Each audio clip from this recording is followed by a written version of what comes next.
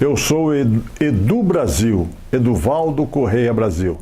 Nasci aqui em Curitiba, ali perto do Paiol, na Baltazar Carrasco dos Reis, 1216. Claro que na época, como era mais fácil usar uma parteira, então não nasci no hospital, nasci ali mesmo na Baltazar. A minha infância sempre foi dirigida naquele bairro, sempre foi vivida naquele bairro. Com as brincadeiras, com o futebol, jogando bete com o pessoal, até a idade de 13 anos, quando infelizmente perdi meu pai, Manuel Correia Brasil. A minha mãe é Carmênia Pereira Brasil, que infelizmente nos deixou em 1991. Agora, com respeito ao meu pai, com a idade de 13 anos, eu fui obrigado a ir à batalha, trabalhar.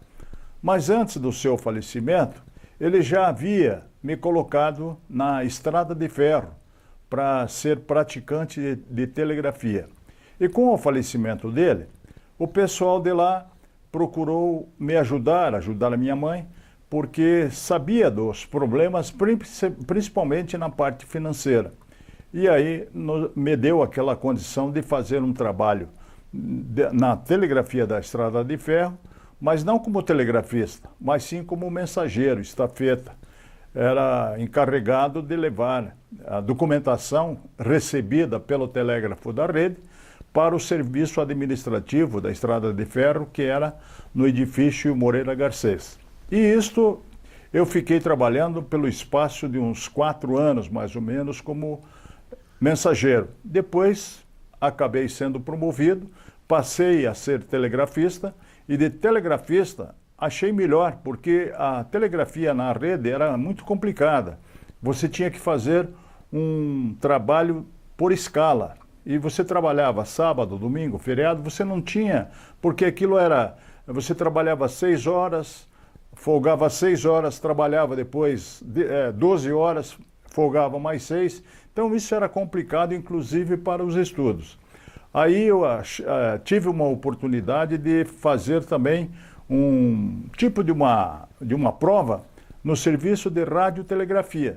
E aí eu acabei gostando dessa posição de radiotelegrafista, primeiro porque trabalhava de segunda a sábado. Então já não tinha a necessidade de você fazer escalas de trabalho. E através do serviço de telegrafia da Estrada de Ferro, é que eu fiquei conhecendo o rádio. Não só o rádio de telegrafia, mas o rádio de comunicação. Conheci o Odemar Kramer em uma oportunidade em que chovia muito em Curitiba, no meio de semana, um jogo fora de Curitiba, entre Curitiba e Apucarana, e a Rádio Clube, na ocasião, não foi fazer. E aí o Kramer precisava daquele resultado. E ele procurou outros meios de comunicação, mas não encontrou. Me encontrou no serviço de rádio da rede. E aí, através do serviço de rádio, fiz um contato com uma cidade de Londrina. Esta, por sua vez, o telegrafista de lá, por sua vez, conversou com o pessoal de Apucarana e trouxe em 15 minutos todos os detalhes daquele jogo para a informação do Kramer na Rádio Clube Paranaense. E ele ficou satisfeito com isso. E toda vez que havia jogos no meio de semana, ou então no sábado, ele me procurava. Por quê? Primeiro porque era mais barato para a rádio, porque a rádio não tinha necessidade de fazer a ligação para o interior. Isso foi aí na faixa de 1964, 1963, foi quando eu comecei a fazer o curso de contabilidade numa escola anexa à Universidade Federal do Paraná, e na minha sala, ao meu lado, eu acabei conhecendo um colega meu, que mais tarde ele acabou me promovendo como radialista. Que daí eu contei essa história do Kramer no serviço de rádio da rede, e ele me perguntou se eu não gostaria de trabalhar em rádio. Eu até achei um bom negócio, porque primeiro havia necessidade da parte financeira, quem não quer ganhar mais, né? Aí ele acabou me levando para a Rádio Colombo. E na ocasião, a Rádio Colombo, que tinha o Erwin Bonkoski como proprietário, tinha uma equipe de esportes que era comandada pelo Ayrton Cordeiro. E aí eu fui apresentado ao Ayrton. O Ayrton me falou, disse, olha, a única coisa que nós temos aqui é para você ser rádio escuta. Eu digo, não, tudo bem, para começar é uma boa. E como companheiro meu de rádio escuta foi o Pedro Viana, que depois trabalhou muito tempo na Tribuna do Paraná, e nós dois, então, passávamos as informações para o Luiz Augusto Guarnieri, que era o plantão na ocasião. Eu, na Rádio Colombo, fiquei por 4 anos, porque a minha capacidade de trabalho foi a partir daquele momento. Em 1964, eu comecei a trabalhar no rádio. E tive a oportunidade, na própria Rádio Colombo, isto em 1967, depois, passar a ser o plantão esportivo da rádio. Trabalhei até 1968 na Colombo. Em 68, no começo de 68, o Machado Neto, que era o chefe da equipe da Rádio Guaracá, e como detalhe, a Guaracá 550, hoje, é a própria Rádio Banda B. Mas na ocasião, a Rádio Guaracá precisava também de um plantão. E ele, ouvindo o rádio aqui de Curitiba, ele viu que eu tinha essa possibilidade e me fez o convite para que eu fosse trabalhar na Rádio Guaracá. E já na ocasião, ele também me ofereceu um outro emprego, que eu jamais imaginaria poder sair da Estrada de Ferro. E foi o que aconteceu. Em 1968 mesmo, eu fiz um teste na Companhia Atlantique de Petróleo e, paralelamente, então, eu trabalhava no rádio e trabalhava na Companhia Atlantique de Petróleo. Na Atlantique, eu trabalhei até 1974. No rádio, como plantão, eu fui até 1976. Depois me desacorçoei de ser plantão, porque era muito complicado, problemas de comunicação com o interior, muitas falhas ocorriam, e aí a responsabilidade era nossa, porque teve uma ocasião em 1968 que, com o próprio Curitiba, jogando em Jandaia do Sul, a gente tinha que fazer comunicação por telefone. E o telefone, um pedido de ligação para uma localidade dessa, demorava de 2 a 3 horas para você ter o retorno. E aí, quando você tinha o retorno, ou o jogo já tinha começado, ou então a partida já tinha terminado. E aí você, às vezes, ficava sem saber o que acontecia, o que aconteceu. E nesse caso, o Curitiba foi jogar em Jandaia do Sul e a comunicação primeira que aconteceu era por volta das 3h30, 4 horas, por aí, e eu perguntei, e de lá me informaram que o Jandaia estava ganhando do Curitiba de 2-0. Eu prontamente comuniquei o plantão, dei a informação ao ouvinte da Rádio Guaracá e já em seguida pedi uma nova ligação. E essa ligação demorou nada menos, nada mais do que 3 horas para chegar a Curitiba. Aí quando eu fui atender, o jogo já tinha terminado, ninguém mais sabia do resultado, e eu pedi para a telefonista de Cianorte que me transferisse a ligação, então, para a casa do presidente do Jandaia, que era o seu Hermínio Vignoli. A ligação foi feita. Aí quem me atendeu não foi o seu Hermínio, foi a sua empregada. E ela prontamente me disse, olha, ele não vai poder lhe atender porque ele está no banho. E ele demora no banho. Eu digo, então você vai fazer o seguinte, vai lá na porta e pergunta para ele, explica que aqui é da Rádio Guaracá, de Curitiba, e nós precisamos saber o resultado do jogo. E ela pegou, foi lá, conversou com o seu Hermínio e voltou. E me deu a informação, olha, foi 4-2. Mas daí eu perguntei, mas para quem foi 4-2? Ela disse, um minutinho. E quando ela voltou, a ligação caiu. E eu fiquei sem saber do resultado. Aí eu tinha a responsabilidade de preencher o jornal, a Tribuna do Paraná, a parte interna do jornal, a página de esportes. Aquela parte minha aquela parte era de responsabilidade minha. Eu disse, e agora, o que eu vou preencher aqui? 4-2, será que o Jandaia ganhou do Curitiba de 4-2? Estava ganhando no primeiro tempo de 2-0. Eu acabei fazendo a manchete que o Curitiba tinha sido goleado em Jandaia. Veja só a mentalidade fértil. eu acabei preenchendo todo aquele espaço, contando detalhes, inclusive a equipe do Curitiba, a equipe do Jandaia. Mas por quê? Porque a gente já sabia o time que estava formado, porque na primeira ligação eu já tinha pego esses detalhes. Então ficou mais fácil para preencher a ficha técnica. Mas no fim, achei que estava certo e fui trabalhar. Na segunda-feira, quando eu saí da Atlantic e que eu voltei lá para a rádio, o Amatuzzi, que era o responsável pelo esporte da Tribuna do Paraná, ele estava cuspindo fogo e veio para cima de mim, louco da vida, me xingou de tudo que foi palavrão, por que eu tinha feito aquilo. Digo, o que aconteceu? E aí ele me disse, não, o presidente Evangelino da Costa Neves olhou a tribuna e viu lá que o time dele perdeu de 4-2, quando na verdade ganhou de 4-2, e você contou a história ainda de uma derrota. Daí eu digo, olha... Daí contei, né, que infelizmente tinha aquele espaço e tinha que preencher, não sabia como fazer, telefonei para você também, não consegui contato e por isso que eu tomei essa atitude. E olha, foi uma barriga no jornal que vou te dizer uma coisa, fora de série. Bom, passado isso aconteceu em 1968. Aí eu voltei a ser plantão em 75 na Rádio Cultura. Na Rádio Cultura, que era comandada pelo Fuad Calil. O Fuad trazia para o rádio aqui de Curitiba o Lombardi Júnior, o Capitão Hidalgo, o Durval Monteiro, Munir Caluf, todo esse pessoal ele levou para a equipe. E ele conseguiu promover alguns desses, né? Como é o caso do Hidalgo. O Hidalgo estava largando do futebol. Estava parando com o futebol, do Sicupira, que estava parando do futebol. Então todo esse pessoal foi trabalhar com ele na Rádio Cultura do Paraná.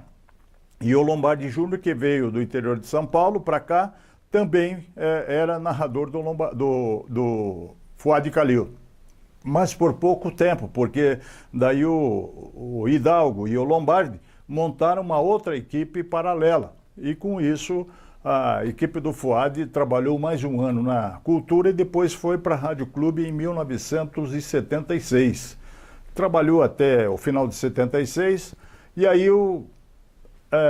acabou a equipe, né? O Fuad viajou para o Rio de Janeiro e desmanchou a equipe aqui em Curitiba e eu fiquei na saudade, na Berlinda. Daí eu larguei mão, digo, não quero mais saber de rádio.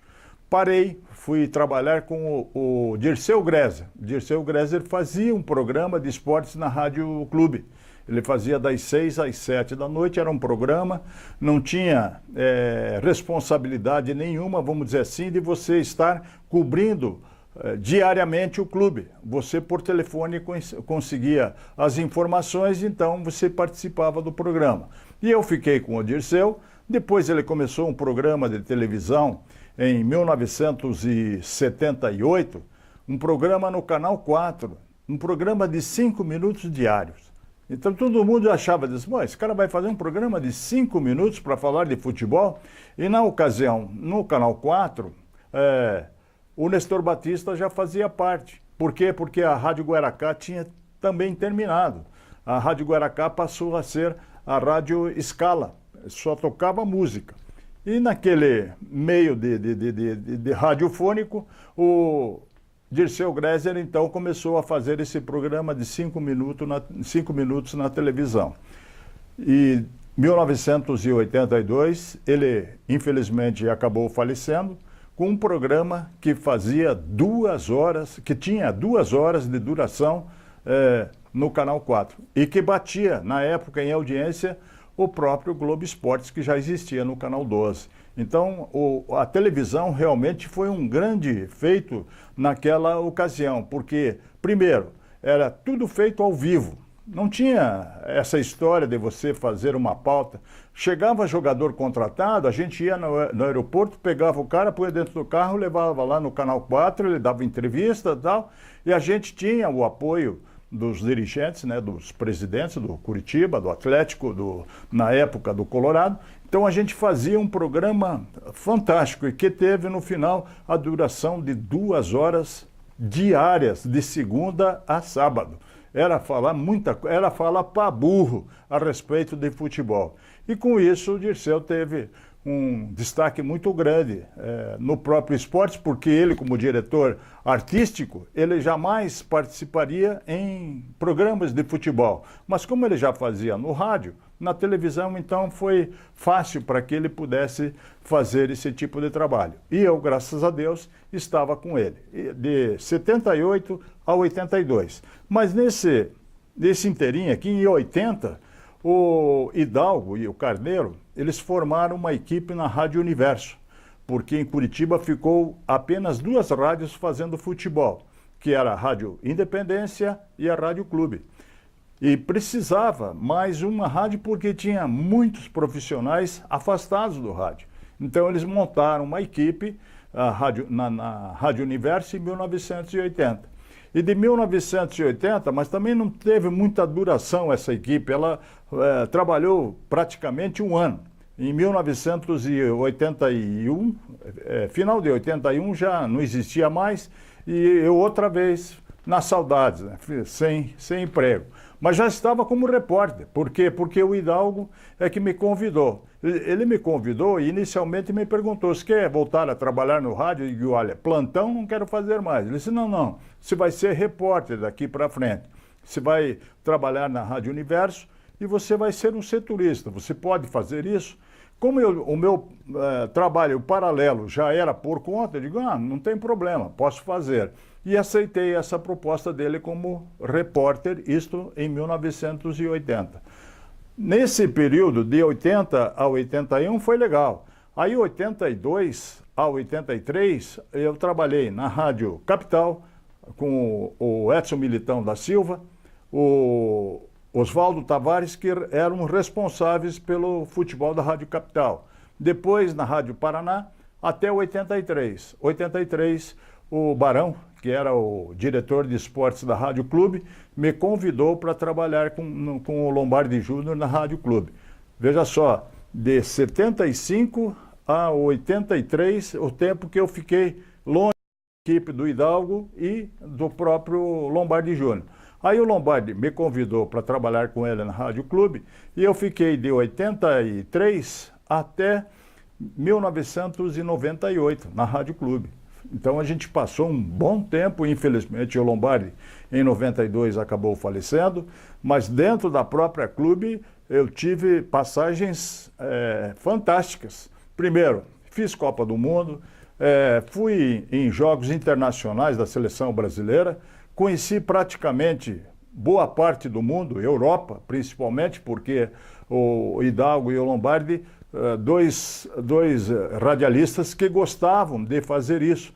A gente colocava uma pastinha embaixo do braço, conseguia vender aqui na capital para os empresários o futebol e com esse dinheiro a gente conseguia fazer essas viagens internacionais. E nós fizemos Copa do Mundo, eu fiz a Copa do Mundo de 90, de 82, 90 e 94 nos Estados Unidos, só que a de 94 sem o Lombardi, porque ele já havia falecido. Em 1985, ele resolveu, porque antes de 85, eu era setorista do Colorado.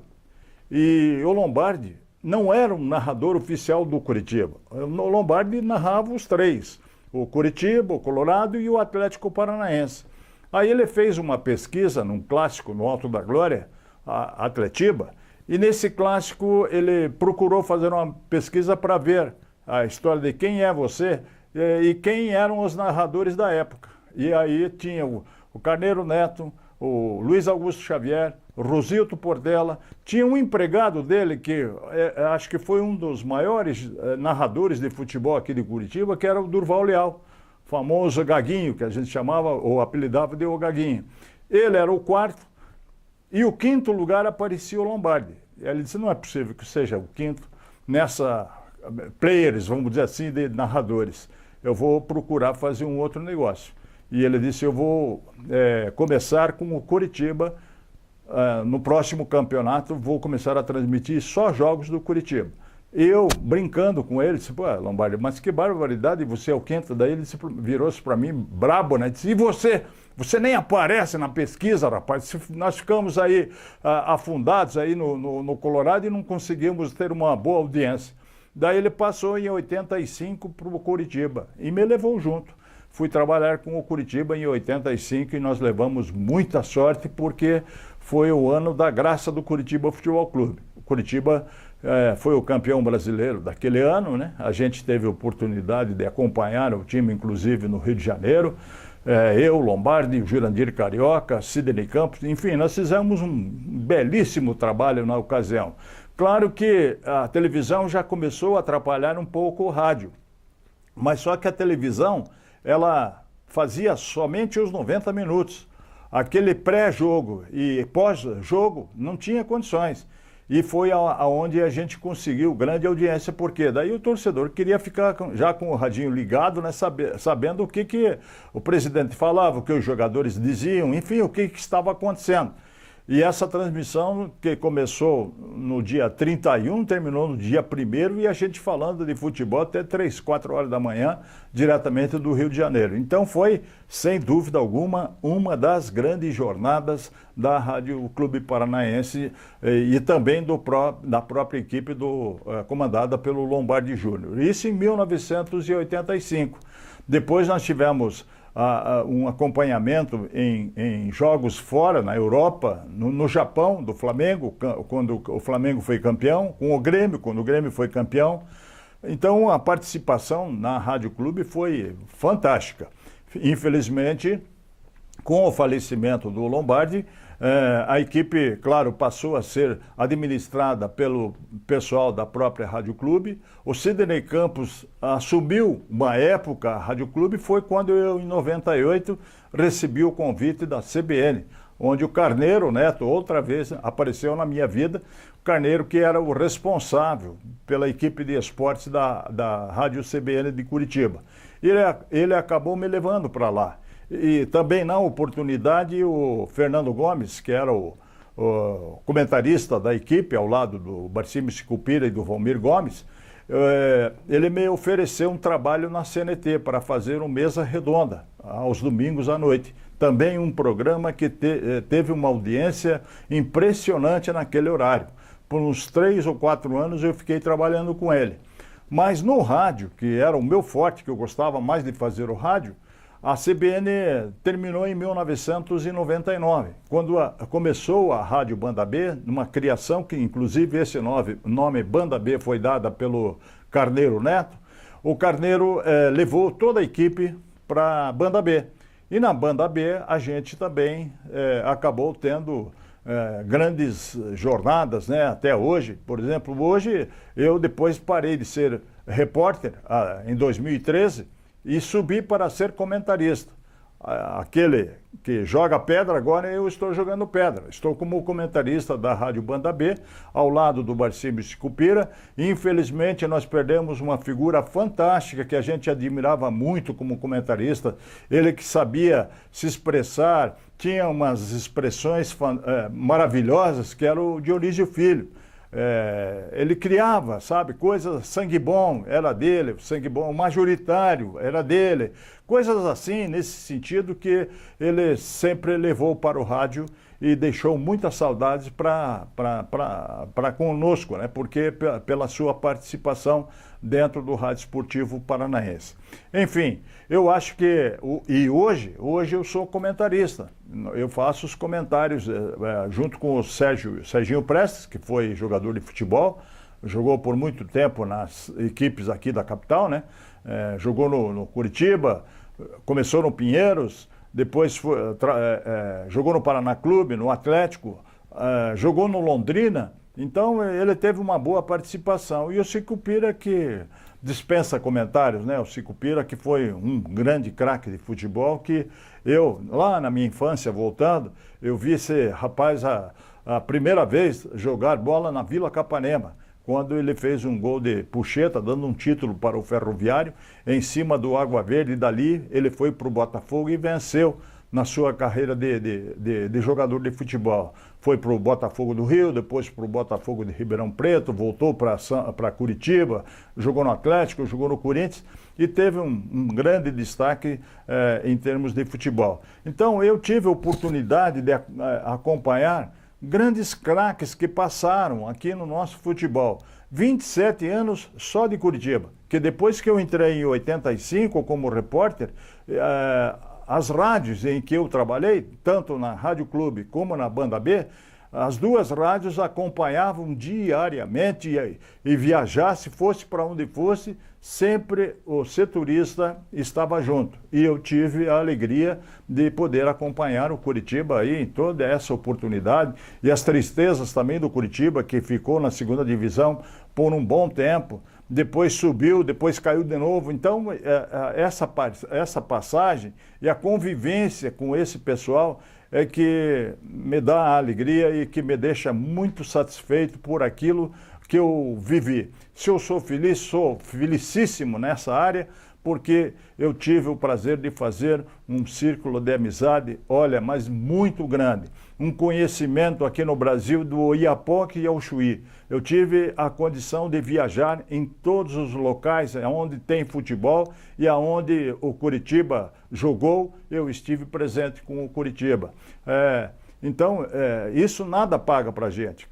Você pode me perguntar, perdeu dinheiro com isso? Até pode ser, mas culturalmente e pela satisfação minha, foi um fantástico conhecimento que eu tive, principalmente em geografia. Aí fica conhecendo rio, ruas, cidades, praças, enfim, todo mundo, né? E a gente e o círculo de amizade que você acaba fazendo, não só em Curitiba, mas no Brasil inteiro, em função do rádio, em função do conhecimento que eu tive no Rádio Esportivo do Paraná. Então, esta é a minha história do rádio que começou lá em 1964 e estou ainda aí e vou, como eu sempre falo ao Luiz Carlos Martins, que é o proprietário da Banda B, eu só saio daqui se você me mandar embora, ou então, quando você me mandar embora, eu vou morar na tua casa, porque eu, do rádio, jamais eu vou deixar, porque eu adoro fazer rádio. Eu sou casado com a Odete Miller, tenho 2 filhos, Manuel Correia Brasil Neto e Márcio Correia Brasil. Aliás, 2 filhos e os 2 com 2 netos cada um, então são 4 netos. Por parte do Márcio, que é o mais novo, eu tenho 2 netos, o Vincenzo e o Francisco. E do Manuel, os filhos do Manuel, o Michael e o Wallace, que também convivem aí com a gente no dia a dia, são torcedores, não são chegados muito ao futebol, mas eu imagino que adoram, principalmente, saber que o avô dele hoje teve essa carreira brilhante no Rádio Esportivo do Paraná.